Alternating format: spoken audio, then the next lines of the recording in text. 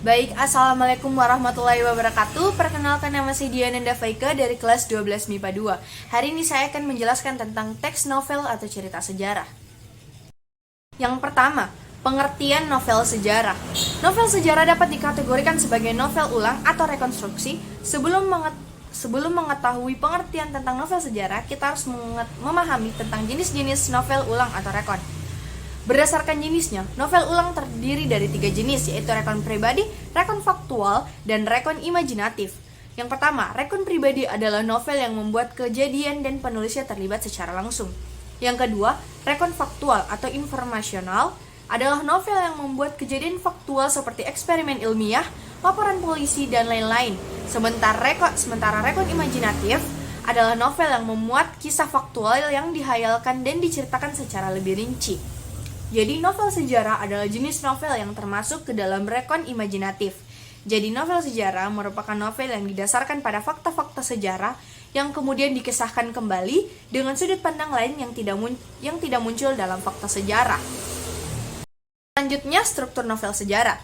Yang pertama, pengenalan situasi cerita atau exposition atau orientasi. Pada bagian ini, pengarang memperkenalkan latar cerita baik waktu, tempat, dan peristiwa. Selain itu, orientasi dapat disajikan dengan mengenalkan para tokoh, menata adegan, dan hubungan antar tokoh di dalam cerita. Yang kedua, pengungkapan peristiwa. Bagian ini menyajikan peristiwa awal yang selanjutnya dapat menimbulkan berbagai masalah, pertentangan, atau kerusakan-kerusakan yang dialami oleh para tokohnya. Yang ketiga, menuju konflik atau raising action. Pada bagian ini terjadi peningkatan perhatian, kegembiraan, kehebohan, maupun keterlibatan berbagai situasi yang menyebabkan bertambahnya kesukaran tokoh.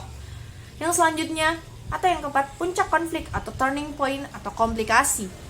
Pada bagian ini juga disebut sebagai klimaks. Ini merupakan bagian cerita yang paling besar dan mendebarkan. Pada bagian ini juga ditemukan perubahan nasib beberapa tokohnya. Misalnya, dia berhasil menyelesaikan masalahnya atau tidak. Yang kelima, penyelesaian atau evaluasi atau resolusi. Sebagai akhir cerita, pada bagian ini berisi penjelasan ataupun penilaian tentang sikap maupun nasib-nasib yang dialami tokohnya setelah mengalami peristiwa puncak itu. Pada bagian ini pun sering pula dinyatakan wujud akhir dari kondisi ataupun nasib akhir yang dialami tokoh utama. Yang keenam, koda atau yang terakhir. Bagian ini berupa komentar terhadap keseluruhan isi cerita yang fungsinya sebagai penutup.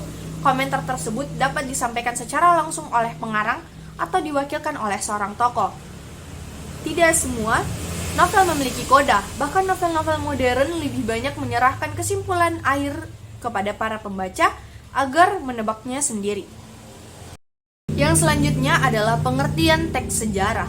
Teks sejarah adalah teks yang menjelaskan tentang fakta atau kejadian di masa lalu mengenai asal-usul sesuatu yang bernilai sejarah. Teks ini disajikan secara kronologis, secara garis besar. Teks cerita sejarah berisikan peristiwa atau kejadian yang dituliskan berdasarkan fakta yang ada, baik yang benar-benar terjadi maupun sekedar cerita rakyat yang dianggap pernah terjadi seperti legenda. Yang selanjutnya adalah struktur cerita sejarah. Yang pertama, pendahuluan atau orientasi. Orientasi merupakan bagian pembuka teks cerita sejarah. Biasanya bagian ini berisikan pengenalan mengenai tokoh maupun kejadian. Yang kedua, peristiwa atau event. Peristiwa berisikan rekaman peristiwa sejarah yang terjadi. Peristiwa ditulis berdasarkan urutan waktu atau kronologis.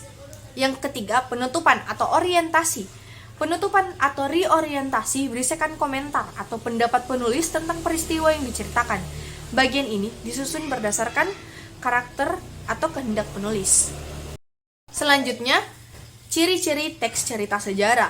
Yang pertama, disajikan secara kronologis sesuai dengan urutan kejadian suatu peristiwa. Yang kedua, berbentuk cerita ulang atau recount.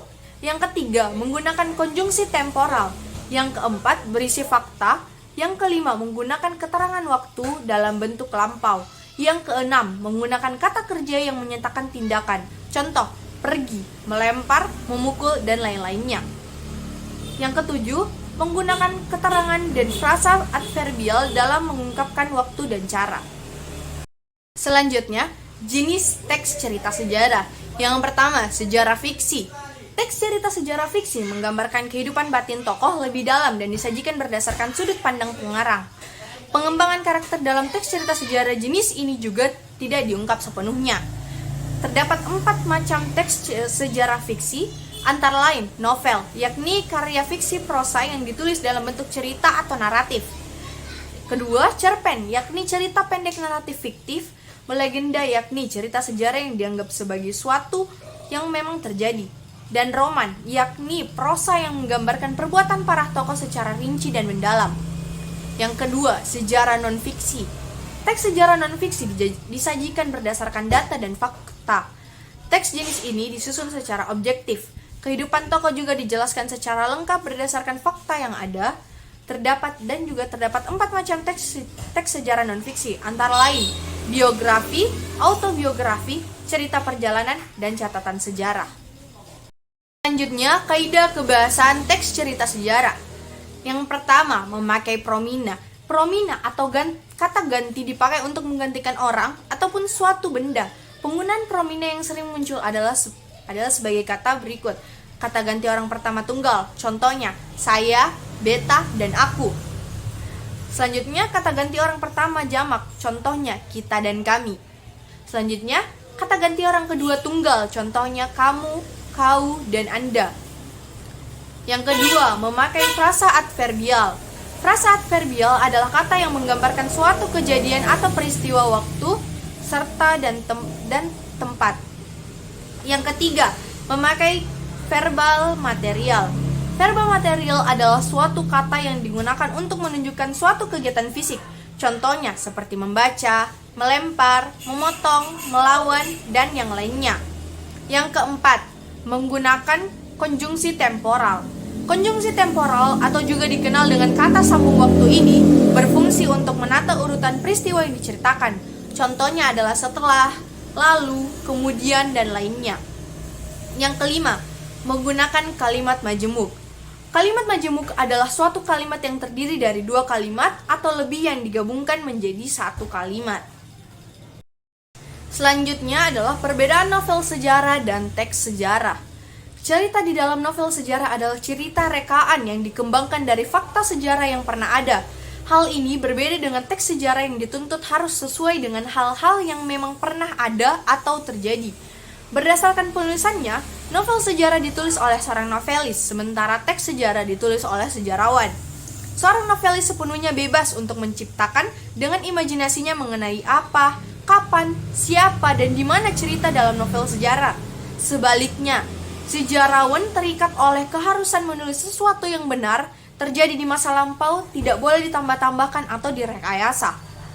Dalam novel sejarah, faktor perekayasaan dari pengarang yang mewujudkan cerita sebagai suatu kebulatan atau koherensi dan sekali-kali ada relevansinya dengan situasi sejarah. Sementara itu, pada teks sejarah hubungan antara satu fakta dengan yang lainnya perlu direkonstruksi, paling tidak hubungan topografis atau kronologisnya. Sejarawan perlu menunjukkan sesuatu yang ada saat ini dapat dilacak eksistensinya di masa lampau.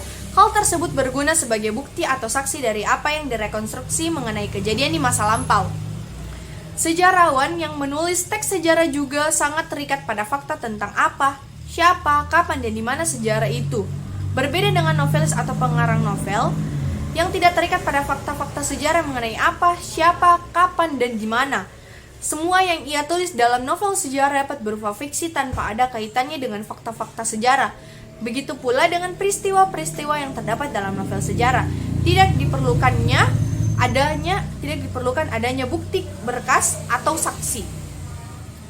Pelaku-pelaku hubungan di antara mereka, kondisi dan situasi hidup, serta masyarakat di dalam teks sejarah harus sesuai dengan kenyataan yang terjadi. Tidak boleh ada rekayasa di dalam teks sejarah. Di sisi lain, dalam novel sejarah, pelaku-pelaku, hubungan di antara mereka, kondisi dan situasi hidup, serta masyarakatnya semuanya hanyalah merupakan hasil imajinasi. Baik, itu saja dari saya. Kurang lebihnya mohon dimaafkan. Wabillahi taufiq wal hidayah. Wassalamualaikum warahmatullahi wabarakatuh.